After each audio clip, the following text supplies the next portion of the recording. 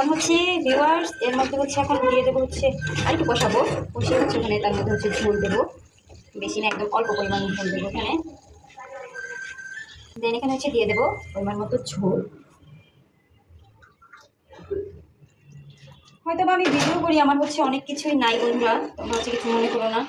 যদি ইনশাআল্লাহ কোনো দিন সফল করতে পারি তখন হচ্ছে একদম প্রপার একটা আর কি ইয়ে কিচেন নেবো, অ্যান্ড ওই কিচেনে হচ্ছে আমি একা একাই সুন্দর করে ভিডিও দেবো তোমাদেরকে।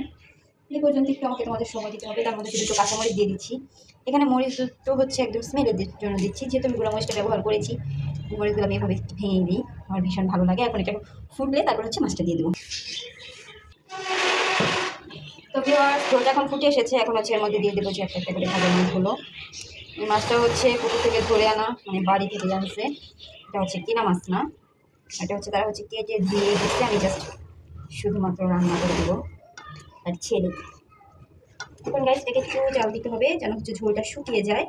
দেন হচ্ছে তার উপরে একটু জিরার গুঁড়া দিয়ে হচ্ছে নামিয়ে নেবো, তাহলে হয়ে গেল আমার হচ্ছে মাছ ভাজা।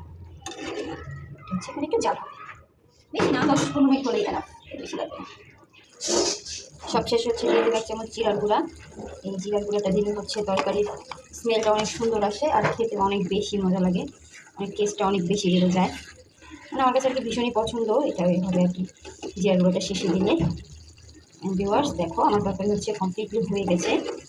এটা হচ্ছে মূলত শোল মাছ ভুনা করলাম আর কি, যেহেতু ওইভাবেই খাই আমরা, তার জন্য হচ্ছে এভাবেই করেছি। এই হচ্ছে আমার তরকারির ফাইনাল লুক।